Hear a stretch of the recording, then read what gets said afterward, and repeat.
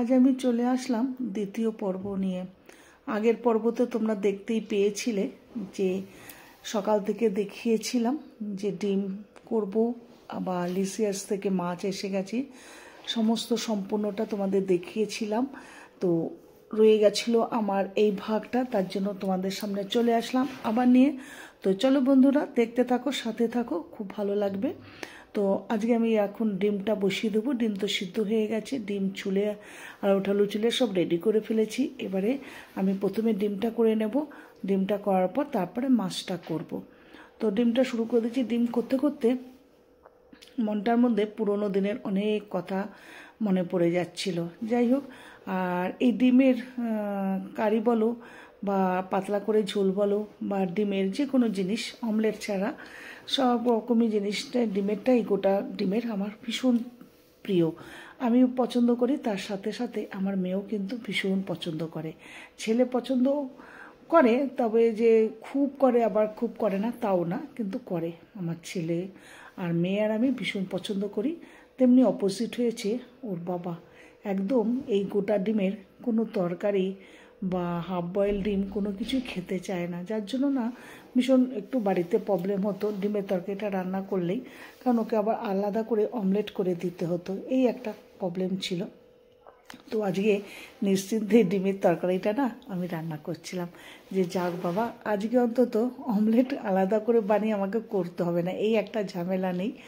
তবু মনটা খারাপ লাগছিল যে খুব কষ্টের মধ্যে ওরা খাওয়া দাওয়া করছে। কষ্ট বলতে মানে খাওয়া দাওয়ার ব্যাপারটা বলতে চাইছি, কারণ আমার তো শাশুড়ি মা অনেক বয়স্ক, ও অসুস্থর জন্য এবার আসতে পারেনি।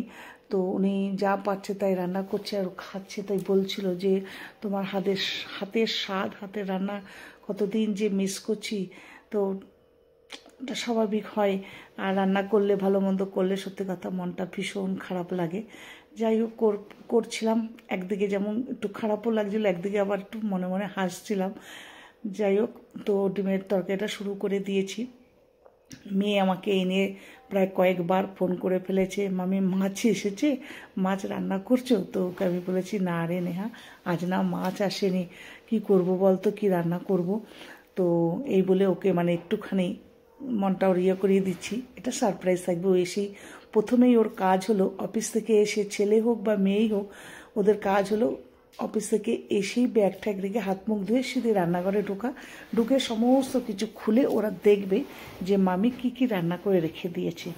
তো এটার জন্যই আমার বেশ ভালো লাগে দেখতে, যে ওদের মুখে না একগাল হাসি ফুটে ওঠে, এত সুন্দর একটা হাসি দেয় রান্না দেখে আমার দিকে তাকিয়ে, যেন তখনই যেন মনটা একদম ভরে যায়। তাই জন্য ওকে বলা হয়েছে যে না, আজকে কিন্তু মাছ আসেনি। তো এসে যখন ও সব খুলে দেখবে, তখন ও যে সেই হাসিটা দেবে, সেটার জন্যই আমি কিন্তু অপেক্ষা করছি। তো জানি না কেন আজকে আমার এই রান্না করতে করতে মানে শরীরটা একটু কেমন যেন আমার লাগছে, বুঝতে পারছি না, কেমন যেন একটা হচ্ছে, একটা অস্বস্তিকর হোক বা একটু ঘাম ঘাম ভাব হোক। মানে আমাদের তো ব্যাঙ্গালোরে এখন বেশ ঠান্ডা, বেশ রোজ বৃষ্টি পড়ছে, ঠান্ডা গরমের কিন্তু এক ফোঁটাও আবেগ নেই। এটা কিন্তু বেশ সুন্দর ঠান্ডার আবেগ রয়েছে, ভালো লাগছে। তো কেন জানি না আমার একটু ঘাম হচ্ছে, মাথাটা কেন যেন একটু ঝিমঝিম করছিল। তবুও তাড়াতাড়ি করে ভাবছি, যতই শরীরটা খারাপ হোক না কেন, একটু তাড়াতাড়ি করে রান্নাবান্নাগুলো করে নিয়ে একটু রেস্ট নেব। আর আমার গুচু তো আছে, গুচুকে একটু খাওয়াতে তো হবে, খাইয়ে দিয়ে তারপর আমরা দুজনে মিলে একটু রেস্ট নেব, এই ভাবছি। আর ভাবলে কি আর সব কিছু হয় গো, কিছু তো মানে উলট হবেই, তাই না? তো যেভাবেই হোক তাড়াতাড়ি করে ডিমটা করছিলাম।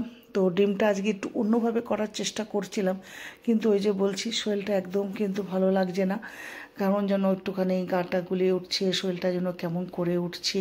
তবুও মনটাকে শক্ত করে রান্না কিন্তু আমি করেই যাচ্ছি। ইতিমধ্যেই আমার বরের কর্তার ফোনও এসেছে, তাকেও কিন্তু আমি বলিনি, কারণ তারা অনেকটা দূরে থাকে, যদি একটু কিছু বলি খুব ঘাবড়ে যায়, কারণ আমার তো একটু প্রেশারের প্রবলেম আছেই। আর একটা আমার বদ অভ্যাস হয়ে গেছে যে খুব বেলা করে আমার খাওয়া, মানে তাড়াতাড়ি খাওয়াটা আমি খাই না, যার জন্য ও খুব রাগারাগি করে যে সকালের টিফিনটা অন্তত একটু তাড়াতাড়ি খেয়ে নেবে, কারণ আমাকে তো ওষুধ খেতে হয়। ওই যে আমার সমস্ত কাজ না করে আমি টিফিনটা খেতে পারি না, ভাবি যে সমস্ত কাজ করে চান পুজোটা করে তারপরে ধীরে সুস্থে একদম আরামসে বসে টিফিনটা একটু খাবো। এই করতে করতে প্রত্যেকটা দিন আমার দেরি হয়ে যায়। আমার যে কারণেই হোক, কোনো প্রেশারের প্রবলেম হোক বা যাই হোক, একটা কিন্তু আমার একটা প্রবলেম কিন্তু হয়ে যাচ্ছে। আমি কিন্তু রান্না ঠিকই করছি, তবুও যেন শরীরটার মধ্যে একটা অস্বস্তিকর হয়ে যাচ্ছে।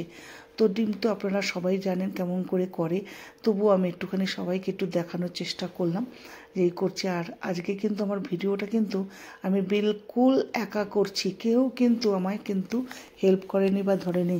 আমি কিন্তু বাঁ হাতে ভিডিওটা মানে ক্যামেরাটা ধরেছি, মোবাইলটা, আর ডান হাতে কিন্তু রান্না করে যাচ্ছি। তো বলুন বন্ধুরা কেমন হয়েছে, ভালো হয়েছে তো? তবে হ্যাঁ, একটুখানি তো হাতটা এদিক ওদিক হচ্ছিল। যাই হোক, আমি তো জানি আপনারা তো আমার নিজের পরিবারের মতন, সবাই একটু মানিয়ে নেবেন আর অ্যাডজাস্ট করে নেবেন, এটা আমি নিশ্চয়ই ভালো জানি, আর এটা আপনারা করবেনই।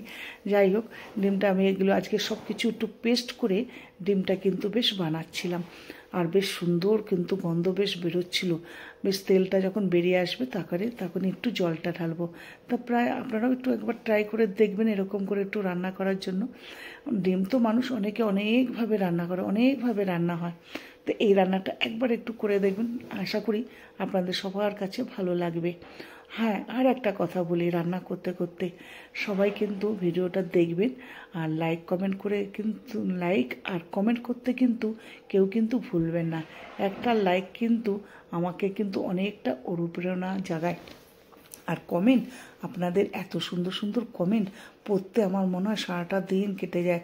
শুধু অপেক্ষা করে থাকি কোন বন্ধু, কোন কাকিমা, কোন দিদিরা বা দাদারা বা ভাইরা আমাকে কি লিখে গেছে সেটা দেখার জন্য। সত্যি কথা, খুব সুন্দর সুন্দর কমেন্ট যখন পাই না, মনটা একেবারে ভরে যায়, ভালো লাগে, খুব সুন্দর লাগে। আর হ্যাঁ, আমার চ্যানেলে নতুন বন্ধুদের কাছে আমার একটাই রিকোয়েস্ট বা অনুরোধ, যে তোমরা যেখান থেকে আমার ভিডিওটা দেখছো না কেন, প্লিজ একটু লাইক করে কমেন্ট করে যাবে, আর আমাকে একটুখানি সুবিধে করে দেবে, যাতে তোমাদের কাছে আমি পৌঁছে যেতে পারি আমার এই ভালোবাসাটুকু দিতে আর তোমাদের পরিবারে চলে যেতে। আর তোমাদের কাছে আরেকটা রিকোয়েস্ট, একটু সাবস্ক্রাইব করে বেল আইকনটা ক্লিক করে রেখে দিও, তাহলে কি হবে, আমার যত নিত্য নতুন ভিডিও হবে সমস্ত কিছু তোমাদের কাছে পৌঁছে যাবে, নোটিফিকেশানটা অন্তত পৌঁছে যাবে, তোমরা বুঝতে পারবে হ্যাঁ আজ এই দিদিভাই নতুন কিছু একটু এসেছে। তার জন্যই আমার কিন্তু এতগুলো কথা বলা। কেউ কিন্তু ভুলবে না, আর কেউ কিন্তু বিনা লাইক করে কিন্তু চলে যাবে না। জানো তো, একটা লাইক যদি তোমরা করো, অনেকের কাছে কিন্তু ভিডিওটা কিন্তু পৌঁছানোর সুযোগ হয়ে যায়। যাই হোক, অনেক কথাই বলে ফেলছি, তাই না? শরীরটাও কিন্তু খারাপ লাগছে, তার মধ্যে কিন্তু যেমন কথাও বলে যাচ্ছি তেমনি কিন্তু রান্নাও করে যাচ্ছি। আজকে রান্না করার মুডটাই কিন্তু একেবারে আলাদা হয়ে গেছে। এদিকে ছেলেও বলেছে মামি এই মাছটা কিন্তু সুন্দর করে রান্না করবে, ওদিকে মেয়েও বলছে, আর এদিকে মাছ দেরি করে আসার জন্য আমি ডিমটাও করে ফেলেছি। আর এবার তো বুঝতে পারছো আমার হাত যেন আর নড়ছে না, আমি যেন আর পাচ্ছি না, তবুও যেন আমার মনে হচ্ছে না রান্নাটা কমপ্লিটই করব। যাই হোক, এদিকে ভাতও হয়ে গেছে, আর এত শরীর খারাপ হচ্ছিল দেখে আমি কিন্তু মনে হচ্ছে না তোমাদের মাছ রান্নাটা করে দেখাতে পারবো, কারণ আমাকে মনে হচ্ছে এখনই গিয়ে একটুখানি রেস্ট নিতে হবে। যাই হোক, ভাত আমার ডাল হয়ে গেছে, ডাল নয়, ডিম হয়ে গেছে। দেখেছো তো আমার কথা যেন কেমন যেন হয়ে যাচ্ছে। ডিমটা এদিকে হয়ে গেছে, এদিকে ভাতও আমার তৈরি হয়ে গেছে, আর আমি জানি না আজকে আমি খেতে পারবো কি না, তাও কিন্তু আমি বলতে পারছি না। আর এদিকে কিন্তু মাছের মধ্যে আমি হলুদ নুন মাখিয়ে রেখে দিয়েছি। কি করব কিছুই বুঝে উঠতে পারছি না। মাঝে মাঝে আমি একটু কিন্তু রান্না করতে করতে গিয়ে কিন্তু একটু সোফার মধ্যে বসে যাচ্ছি, ভাবছি এই বুঝি শরীরটা একটু ভালো লাগবে। এই করতে করতে কিন্তু আমি প্রায় 1 ঘন্টা অসুস্থ হয়ে পড়েছিলাম ঘরের মধ্যে।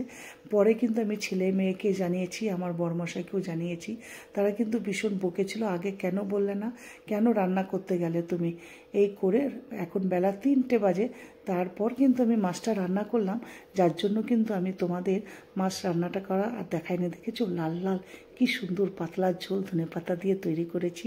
তো এরপরের ভিডিওটা আমার কিন্তু লাস্ট ফিনিশিং থাকবে, লাস্ট 3rd পর্ব। এটা কিন্তু 2nd পর্ব গেল, 3rd পর্ব আমি দেখাবো আমার মেয়ে আসলো কীরকম খাওয়ালাম মেয়েকে আর কি হলো সমস্ত বিস্তারিত কিন্তু আমি তোমাদের থার্ড পর্বতে কিন্তু দেখিয়ে দেব। সমস্ত রান্না কিন্তু আমার কমপ্লিট, তোমাদের সাথেও কিন্তু আমি শেয়ার করে দিলাম। আর মাছের মাথাটা খুব সুন্দর করে ভেজে রেখে দিয়েছি। মেয়ে খেতে পারে না, তবুও কিন্তু খেতেও ভীষণ পছন্দ করে, বেশ একটু সুন্দর করে একটু কামড়ে কামড়ে খায়। এখনও পর্যন্ত মাছের মাথাটাই খেতে শেখেনি, তবুও আমি কিন্তু অনেকটা ওকে শিখিয়েছি, আস্তে আস্তে করে এখন খাচ্ছে।